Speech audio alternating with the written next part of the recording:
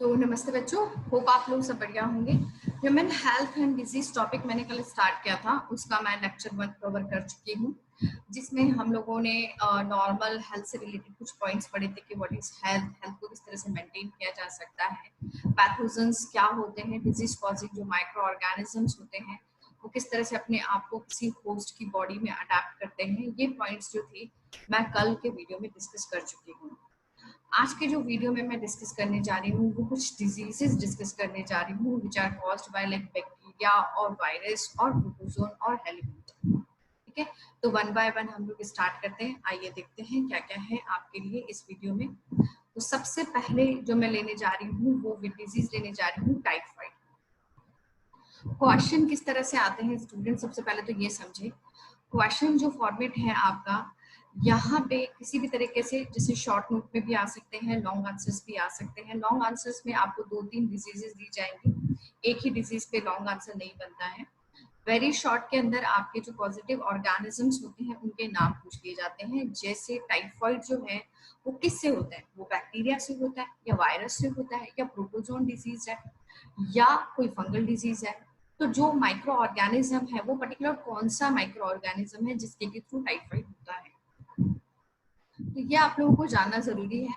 तो टाइफाइड जो है बच्चों वो एक बैक्टीरियल डिजीज होती है और जिस बैक्टीरिया से ये होता है उसका नाम होता है साल्मोनेला टाइफी।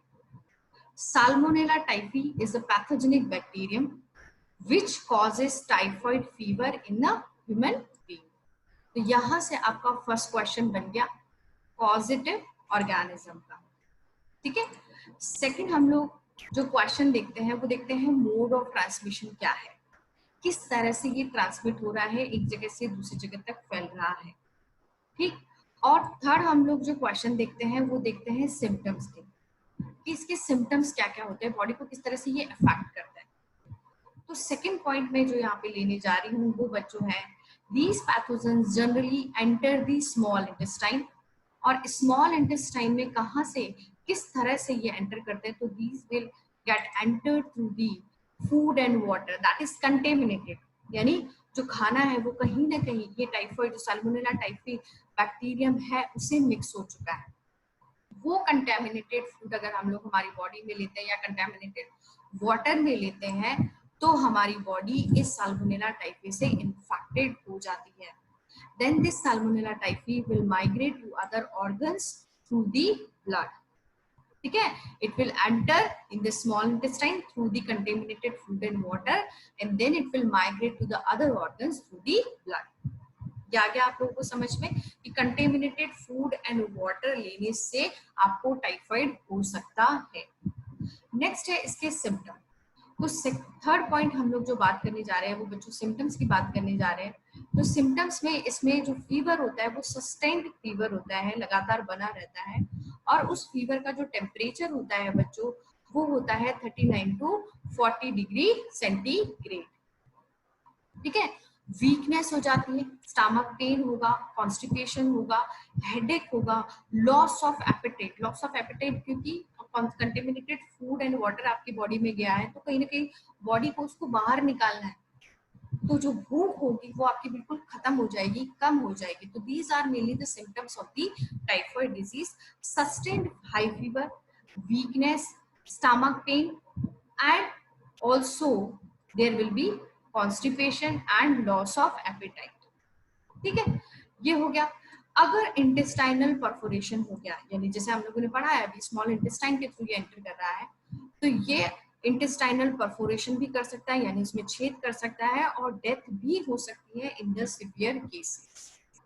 नेक्स्ट क्वेश्चन जो आपका बनता है वो बनता है टेस्ट से रिलेटेड कि किस तरह से इस टाइफाइड को कंफर्म किया जाता है कि किस पर्सन में टाइफाइड है। तो उसके लिए टेस्ट किया जाता है जिसका नाम है विडॉल टेस्ट। तो this test is very important, इससे रिलेटेड क्वेश्चन आपके आते हैं कि the name the test which is used to detect the typhoid.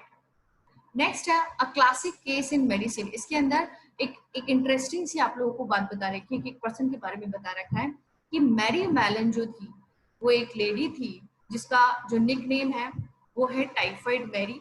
She was cook by the profession, she was cook by the profession, but she was a typhoid carrier. कैसे थी वो typhoid career?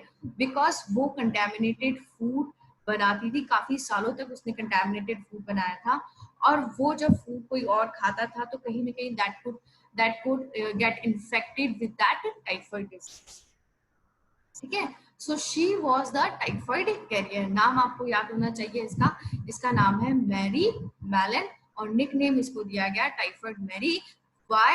Because she continued to spread typhoid for the several years through the food she prepared. Because जो भी खाना वो बनाती थी वो contaminated होता था with the salmonella typhi। ठीक, तो आपको ये पॉइंट समझ में आ गए होंगे टाइफॉइड से रिलेटेड। सबसे पहला पॉइंट ये हो गया कि टाइफॉइड किससे होता है, तो टाइफॉइड आपके बैक्टीरिया से होता है। बैक्टीरियम, सिंगुलर में हम लोग उसको बैक्टीरियम कहते हैं, प्लूरल में आप उसको बैक्टीरिया कहेंगे। साल्मोनेला टाइफी पैथोजन का नाम हो गया। किसके थ्रू एंटर करता है, तो ये एंटर करता है आपके स्मॉल इंटेस्टाइन के थ्रू, अदर पार्ट्स में चला जाता है। कंटेमिनेटेड फूड एंड वाटर लेने से ये होता है। ठीक है, नेक्स्ट हम लोग बात करते हैं कि सिम्टम्स की। तो सिम्टम्स इसके हो गए, हाई फीवर हो गया, 39 टू 40 डिग्री सेंटीग्रेड रहता है, वीकनेस रहेगी, स्टमक पेन रहेगा, इंटेस्टाइनल परफोरेशन अगर हो गया तो डेथ भी हो सकती है। टेस्ट के लिए हम लोगों ने विडाल टेस्ट करना है। और टाइफॉइड मैरी जो है वो बाय प्रोफेशन कुक थी, but she was somewhere spreading this typhoid for the several years by preparing the contaminated food. ठीक है, नेक्स्ट स्लाइड में हम लोग बात करते हैं नेक्स्ट डिजीज की। आइए देखते हैं। नेक्स्ट जो डिजीज है स्टूडेंट्स, वो भी एक बैक्टीरियल डिजीज ही है जिसका नाम है pneumonia. Pneumonia again same question, positive organism पे बेस्ड। तो पॉजिटिव ऑर्गेनिज्म आपको याद होनी चाहिए, स्ट्रेप्टोकोकस न्यूमोनी और हीमोफिलस इन्फ्लुएंजी। ये दो माइक्रो ऑर्गेनिज्म है, बेसिकली बैक्टीरिया है जिसके की कारण न्यूमोनिया होता है, that these are responsible for the pneumonia. अब आपसे पूछा जाता है कि मेनली अफेक्टेड ऑर्गन जो है वो कौन सा होता है न्यूमोनिया में, तो दे मेनली इनफैक्ट एल्वियोलाई। और एल्वियोलाई बच्चों एक बैलून लाइक स्ट्रक्चर होती है लंग्स में, ठीक है, जहां से कि मेनली एक्सचेंज ऑफ गैसेज होता है। काफी सारी एल्वियोलाई होती है, इसका मेनली जो फंक्शन होता है, they will provide the surface area, large surface area for the exchange of the gases, and they are supplied with the rich blood vessels. ठीक है, सो ये एल्वियोलाई होती है, वहीं से ही डिफ्यूजन और या फिर मैं कह सकती हूँ एक्सचेंज ऑफ गैसेस होता है। ऑक्सीजन अंदर आती है और कार्बन डाइऑक्साइड बाहर जाती है, और फिर उसके बाद ही ब्लड वहां से गैसेस को पूरा जो ऑल ओवर बॉडी है वहां पे ट्रांसपोर्ट करता है। तो अगर ये एल्वियोलाई ही इन्फेक्ट हो जाएगी तो आपकी बॉडी में जो ऑक्सीजनेटेड ब्लड की जो सप्लाई है वो कहीं ना कहीं इंटरफेयर होगी। ठीक, so as a result of the infection the alveoli get filled with the fluid that's leading to the severe problem in the respiration। तो सबसे पहले हमारे पास में दो क्वेश्चन आ गए, पॉजिटिव ऑर्गेनिज्म आ गया और अफेक्टेड ऑर्गन आ गया, कौन सा पार्ट अफेक्ट हो रहा है। नेक्स्ट थर्ड पार्ट है हमारे पास में सिम्टम। अब सिम्टम क्या क्या होंगे, फीवर हो सकता है, chills, cough and headache, these are the symptom of the pneumonia। Severe cases में क्या होगा, जो आपके लिप्स होंगे या जो फिंगर नेल्स होंगे वो grey to bluish in colour हो जाएंगे, क्योंकि ऑक्सीजनेटेड ब्लड की जो सप्लाई है आपकी बॉडी में कम हो चुकी है, डीऑक्सीजनेटेड ब्लड का अमाउंट आपकी बॉडी में बढ़ चुका है। ठीक है, नेक्स्ट है कि मोड ऑफ ट्रांसमिशन क्या है। मोड ऑफ ट्रांसमिशन क्या होगा बच्चों, क्योंकि जनरली ये जो बैक्टीरिया है वो आपके रेस्पिरेटरी सिस्टम को अफेक्ट कर रहा है, रेस्पिरेटरी सिस्टम के पार्ट को अफेक्ट कर रहा है। तो अगर कोई इन्फेक्टेड पर्सन किसी हेल्दी पर्सन के पास में स्नीज करता है या कफ करता है तो उसके जो ड्रॉपलेट्स होंगे वो एयर में आ जाएंगे, और जो नॉन इन्फेक्टेड पर्सन होगा वो अगर उन ड्रॉपलेट को इनहेल करेगा, यानी उसकी बॉडी में अगर वो ड्रॉपलेट चल जाएंगे तो वो हेल्दी पर्सन भी इन्फेक्टेड हो सकता है। ठीक है, आगे बात आपको समझ में।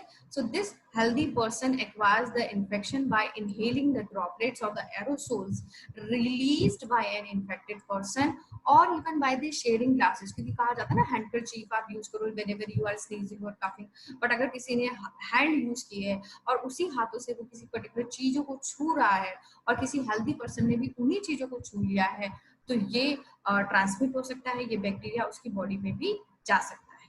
ठीक है, so that can be also transmitted by sharing the glasses and the utensils with N infected person. तो यहाँ पे मैंने दो डिजीजेस आपके कवर की है, एक मैंने डिजीज कवर की है टाइफॉइड, दूसरी कवर की है न्यूमोनिया। उसके अलावा और भी डिजीजेज होती हैं जैसे कि dysentery, plague, diphtheria etcetera, but वो आपके एनसीईआरटी में नहीं गिवन है, तो इसलिए हम लोग उसको डिस्कस नहीं कर रहे हैं। रेस्ट ऑफ जो डिजीज है वो मैं कंटिन्यू करूंगी मेरे नेक्स्ट वीडियो में, ठीक है। तो आप इतने नोट्स बनाएं, आपको कोई दिक्कत होती है तो आप मुझसे क्वेश्चन पूछ सकते हैं। थैंक यू सो मच बच्चों।